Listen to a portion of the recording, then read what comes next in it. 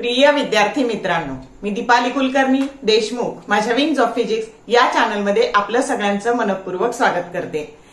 आपण फिजिक्स मध्ये 99.99% कसे मिळवायचे, त्याच्यासाठी स्ट्रॅटेजी काय असली पाहिजे याचा व्हिडिओ बघितला आणि आता आपण बघतो आहोत की मॅथ्स मध्ये 99+ कसे मिळवायचे, तर त्यासाठी काय काय केलं पाहिजे।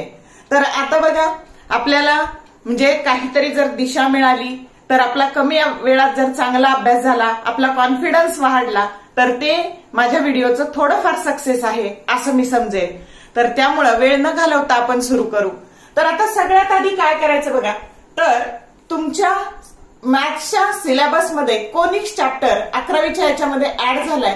दिसायला एकच चॅप्टर आहे, पण तो 3 चॅप्टरचं कॉम्बिनेशन आहे, हायपरबोला, पॅराबोला आणि इलिप्स। तर या पद्धतीने मग ते एकूण 11वीचे झालेले आहेत 10 चॅप्टर आणि 12वीचे आहेत 15 चॅप्टर, असे 25 चॅप्टर तुम्हाला अभ्यासायचे आहेत। आता हा व्हिडिओ तुमच्यापर्यंत येईपर्यंत 19 तारीख आलेली असेल, म्हणजे 19 एप्रिल पासून तुमचे पीसीएमची सीईटी सुरू आहे, म्हणजे 19 मार्च ते 19 एप्रिल बरोबर 1 महिना तुमच्या हातात आहेत आणि चॅप्टर करायचे 25। मग आता बघा, मग त्याच्यासाठी काहीतरी प्लॅनिंग करा, व्यवस्थित प्लॅनिंग करा। मग आता तुम्ही 12वीची परीक्षा आत्ताच दिलेली आहे आणि त्याचा अभ्यास तुम्ही केलेला आहे, आणि म्हणून सुरुवात ही नेहमी करताना ही प्रायोरिटी कशाला द्या, तर हाय वेटेज चॅप्टर जे आहे, ज्या चॅप्टरचं आहे त्या चॅप्टरची सुरुवात, त्या चॅप्टर पासून अभ्यासाची सुरुवात करा। मग आता बघा, जुन्या क्वेश्चन पेपरचं अनालिसिस करून मी हे चॅप्टर वाईज प्रश्न काढलेले आहेत। 21, 22, 23, 24 अशा 4 प्रश्नपत्रिका पुढे ठेवून हे प्रश्नांचं अनालिसिस केलेलं आहे। त्याच्यामध्ये सीईटीला असं काही फिक्स नसतं की हा चॅप्टर इतक्या मार्काला किंवा ह्या चॅप्टरवर इतकेच प्रश्न पडतील, पण प्लस मायनस होऊ शकतं। आणि म्हणून मॅथमॅटिकल लॉजिक याच्यावर हे पडलेले प्रश्न आहेत बघा, तर हे 2 प्रश्न पडतात साधारणतः 2 ते 3। ट्रिग्नोमेट्रिक फंक्शन या चॅप्टरवर 4 प्रश्न पडतात, वेक्टरवर 5 प्रश्न पडतात, 4 ते 5। लाईन अँड प्लेन 4 प्रश्न, डिफरन्शिएशनवर 3 प्रश्न, ऍप्लिकेशन ऑफ डेरिव्हेटिव्हवर 4 प्रश्न, इनडेफिनेट इंटिग्रेशनवर 4 प्रश्न आणि डिफरन्शियल इक्वेशनवर 3 प्रश्न। याची जर बेरीज केली तर साधारण 29 ते 30 प्रश्न फक्त एवढ्या 8 चॅप्टरवर पडतात। आणि म्हणून तुम्ही काय करायचं, तर हे चॅप्टर आधी करायचे। हे केल्याने काय होईल, समजा 4 प्रश्न पडले, नाही येऊ द्या 4ची 4, 2 तर येतील। आणि म्हणून म्हणजे इथं साधारणतः ह्या 25 चॅप्टर मध्ये हे 8 चॅप्टर आधी केल्याने बराचसा अभ्यास कंप्लीट होणार आहे आणि रिव्हिजन होताना परत याची रिव्हिजन आधी होणार आहे, म्हणजे याच्यावर नकळतपणे स्ट्रेस दिला जाणार आहे आणि याची प्रॅक्टिस ही चांगली होणार आहे। आता हे बघा, मॅट्रायसेस हा छोटा चॅप्टर आहे, साधारणतः 2 प्रश्न पडतात, एलपीपीवर 1 पडतो आणि बायनॉमियल डिस्ट्रीब्युशनवर 1 पडतो। मग आता ह्या 30 मधले साधारणतः तुम्हाला 24-25 जरी सोडवता आले आणि हे 4 जर तुम्ही घेतले, तर 24 आणि 4 28 आणि 28 गुणिले 2, कारण मॅथ्सचा 50 प्रश्न सोडवायचे, मार्क 100 आहेत, म्हणजे एक प्रश्न 2 मार्काला आहे, म्हणजे एवढं केलं ना बाळांनो तरी तुमचा 56 मार्काचा अभ्यास झालेला आहे। आलं का लक्षात? आणि म्हणून आधी प्रायोरिटी ह्या चॅप्टरला द्या आणि याच्यापासून सुरू करा। त्याच्यानंतर तुमच्या प्रश्नपत्रिकेमध्ये काय असतं बघा, 50 प्रश्नांपैकी 15 प्रश्न हे इझी असतात, 15 प्रश्न हे डिफिकल्ट असतात आणि 20 प्रश्न हे मॉडरेट असतात। मग हे 15 जर भरपूर अभ्यास केला ना, तर आपल्याला चांगलं पर्सेंटाईल आणण्यासाठी आपण हा व्हिडिओ बघतोय। आणि म्हणून ज्याला खरंच अभ्यास करायचा आहे तर त्याने हे बघा आणि फॉलो करा। आलं का लक्षात? स्वतःचं टाइम टेबल बनवा आणि त्याच्यानुसार ते फॉलो करा। मग आता बघा, हे इझी तुम्ही जर चांगला अभ्यास केला तर हे इझी येणारच आहे, मॉडरेट पण येणार आहे आणि तेच 35 झाले आणि डिफिकल्ट मधले 5-6 तुम्ही सोडवले तर झाले बघा 40 प्रश्नाच्या आसपास प्रश्न होतात।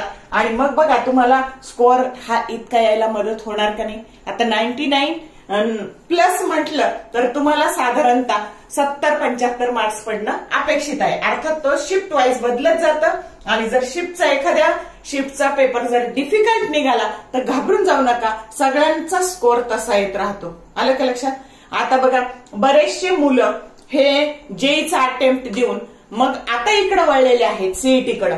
मग आता बघा त्याच्यामुळे खूप संभ्रमावस्था आहे मुलांमध्ये की मी पूर्ण 2 वर्ष जेईचा अभ्यास केला, सीईटीला ते मुलं चिल्लर समजायचे काय ती सीईटी ना. आता तिकडं तुम्हाला बोर्डाचे पेपर अवघड गेल्यामुळे 75% मार्क तिकडं पडतील का नाही अशी साशंकता निर्माण झाली. जेईचा पण स्कोअर आला नाही आणि मग आता काही मुलं सीईटीकडे वळलेले आहेत. आणि त्यामुळं आणि मॅथ्स हा बघा 100 मार्काचा पेपर आहे, म्हणजे 200 मार्काच्या सीईटी मध्ये 50% वेटेज हे मॅथ्सला आहे आणि म्हणून हा कोर सब्जेक्ट आहे सीईटीचा. आणि म्हणूनच मी हा व्हिडिओ केला की जेणेकरून इथं मार्क्स पडले तर ओव्हरऑल तिन्ही विषयाचं मिळून पर्सेंटाईल काढलं जातं आणि मग इथं जर मार्क्स पडले तर आपोआप तुमचं पर्सेंटाईल हाय जातं. बघा 0.5 पर्सेंटाईलने सुद्धा 2-3 हजार लिस्टमध्ये तुम्ही खाली जाता आणि ज्यावेळेस तुमच्या अगदी एकेका मार्कावरून हा तुमचं चांगलं कॉलेज जातं तेव्हा तुमच्या हातात पश्चातापाशिवाय काही उरत नाही. आणि म्हणून तुम्हाला तुमचं ड्रीम कॉलेज जर मिळवायचं असेल तर फोकस हा सीईटीवर चांगला करा, प्रत्येक क्षण अभ्यासासाठीच उपयोगात आणा. तर आता बघा आता हे झालं चॅप्टरच्या बाबतीत. आणि जे जेई कडून सीईटी कडे शिफ्ट झाले तर 80% जेईचा आणि सीईटीचा सिलेबस सेम आहे, घाबरून जाऊ नका.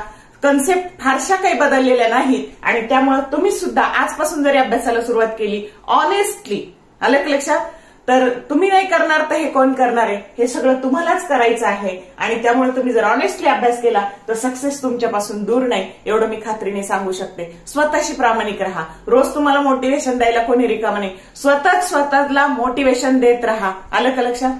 आणि स्वतःचं ध्येय सारखं डोळ्यापुढे ठेवा की मला नेमकं काय करायचंय आणि हा एकच महिना माझ्या आयुष्याला दिशा देणार आहे आणि हे पण स्वतःच लक्षात ठेवायचंय. मग आता बघा आता आपण पाहिलं प्रायोरिटी द्यायची, हाय वेटेज जे चॅप्टर आहे त्याला. त्याच्यानंतर कन्सेप्ट मास्टरी, आधी कन्सेप्ट समजून घ्या. तुम्ही तुमचं जे स्टेट बोर्डचं टेक्स्ट बुक आहे ना ते बारीक बारीक नीट वाचा आणि त्यातल्या कन्सेप्ट समजून घ्या मॅथ्सच्या सुद्धा. मग formula that is the heart of maths. म्हणजे बघा फिजिक्समध्ये बाकी काही असतं, डेफिनेशन असतं, एखादं एक्झाम्पल असतं की हे ह्या डायथर्मॅन असतं, हे अथर्मॅन असतं. इथं तसं काही नाही बाळांनो. सगळ्या चॅप्टरचे 25च्या 25 चॅप्टरमध्ये फॉर्म्युले आहे आणि म्हणून formula that is the heart of the maths. आणि त्याच्यामुळे फॉर्म्युला रिव्हिजन करा, चांगली करा, स्वतःची फॉर्म्युला शीट 1 पेज स्ट्रॅटेजी करा जसं फिजिक्सला करतो तसंच.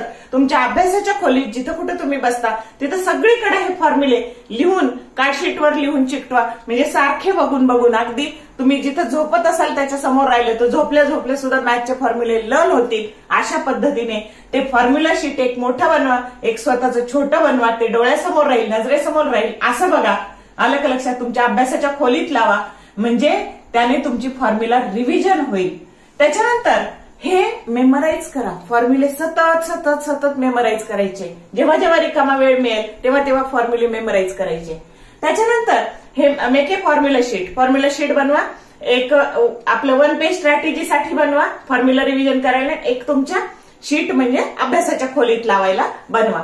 मग आता बघा तुम्ही रेग्युलरला जसं न्यूमरिकल्स होतं की भल्या मोठं स्टेप सोडवत जात होते 5-10 मिनिटं, तसं नाही करायचं बाळांनो. इथं तुम्हाला फक्त उत्तर काढायचंय आणि म्हणून use shortcuts to solve sums. म्हणजे सम सॉल्व्ह करताना लॉंग कट मेथड अजिबात वापरायची नाही, कारण आपल्याला एका प्रश्नाला फक्त आता इकडं 54 होते ना तर इथे 54च्या दुप्पट म्हणजे 98 सेकंद आहेत आणि त्यातले 4 सेकंद हे आपले क्लिक करायलाच जाणार आहेत आणि त्यामुळं 90 ते 90 सेकंद एका प्रश्नाला साधारणतः आपल्याला ऍक्च्युअल काम करायला मिळणार आहेत. आणि म्हणून do fast calculation, work on speed. इथं काय तर फास्ट मध्ये कॅल्क्युलेशन करायला शिका, म्हणजे स्पीडवर काम करा, कारण ही जी एक्झाम आहे ही स्पीड, अॅक्युरसी आणि टाइम मॅनेजमेंटची एक्झाम आहे. जसं येणारा बॉल आहे तर जो बॅट्समन असतो त्याला तो येणारा बॉल त्या एका सेकंदातच ओळखावा लागतो, तो मारायचा का नाही, त्याच्यावर 6 मारायचा का 4 मारायचा का तो सोडून द्यायचा हे त्याला एका सेकंदात ठरवावं लागतं. तसं तुम्हाला सुद्धा इथं हे ओळखायला शिकलं पाहिजे की हा प्रॉब्लेम सोडवायचा आहे का, हा ट्रिकने येणार आहे का, का हा लेंदी आहे, का हा सोडून द्यायचा आहे, हा वेळखाऊ आहे. जर तो तुमची 4 आणि 5 तुम्हाला येतोय सोडवता, पण 4 आणि 5 मिनिटं खाणार असेल तर काही उपयोग आहे का? नाही. तर तुम्हाला ही स्किप करण्याची मेथड सुद्धा यायला पाहिजे.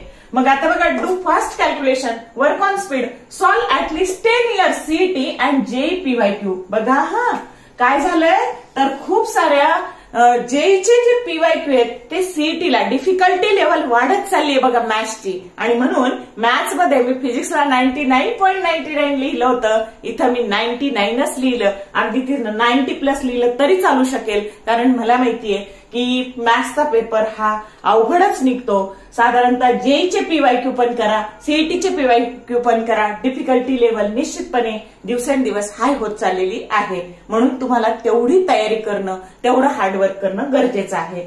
आता सॉल्व ऍटलीस्ट 50 MCQ डेली, रोज 50 MCQ सोडवा. मग बघा, ज्यांना पहाटे उठून अभ्यास करायची सवय असेल त्यांनी आज सकाळी फिजिक्स घेतलं तर उद्या सकाळी मॅथ्स घ्या. असे जे हार्डवाले सब्जेक्ट आहे ना ते फ्रेश मूड मध्ये करा.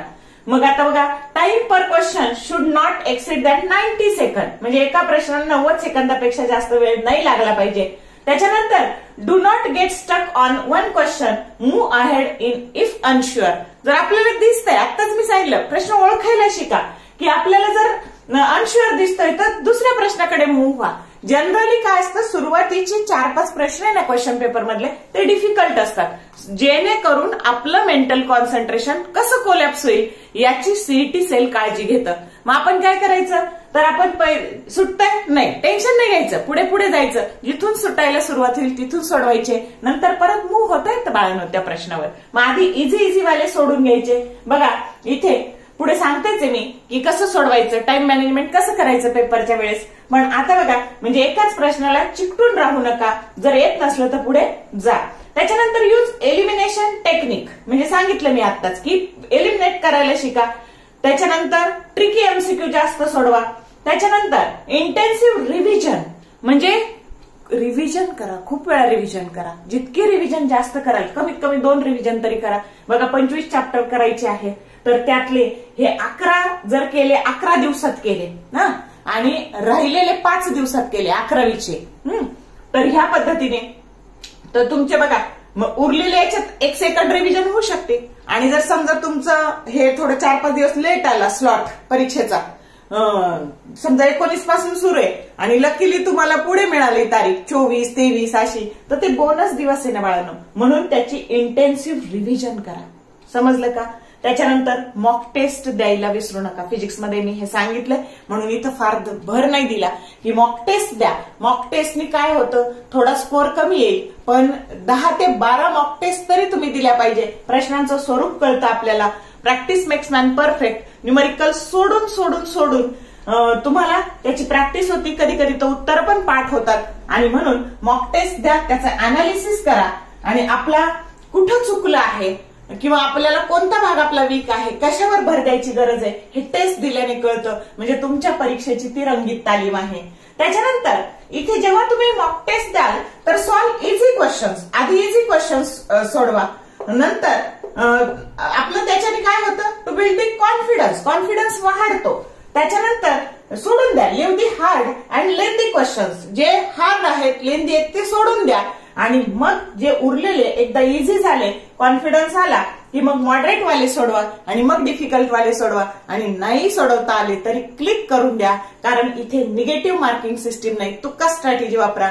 आणि लकीली तुमचे तुक्का स्ट्रॅटेजीने जर बरोबर आलं, तुम्ही जर खरंच हार्डवर्क केलेलं असेल तर देव पण तुमच्या पाठीशी उभा राहतो आणि तुमचे तुक्के मारलेले सुद्धा बरोबर येतात. म्हणून ऑनेस्टली कष्ट करायचे. अलग लक्षात, प्रामाणिक कष्टाला कधीही यश मिळत राहतं, एवढं लक्षात ठेवा. आणि ह्या पद्धतीने हे सगळे टेक्निक वापरून जर तुम्ही अभ्यास केला तर तुम्हाला कोणीच रोखू शकणार नाही 99+ मिळण्यापासून. समजलं का? तर अशा बारीक बारीक गोष्टींचा अभ्यास करून मी हा व्हिडिओ बनवलेला आहे.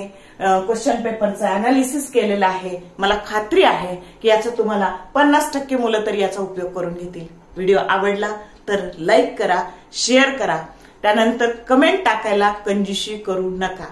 आणि खूप प्रामाणिकपणे हार्डवर्क करा. परीक्षेच्या 3 तासात स्मार्ट वर्क करा.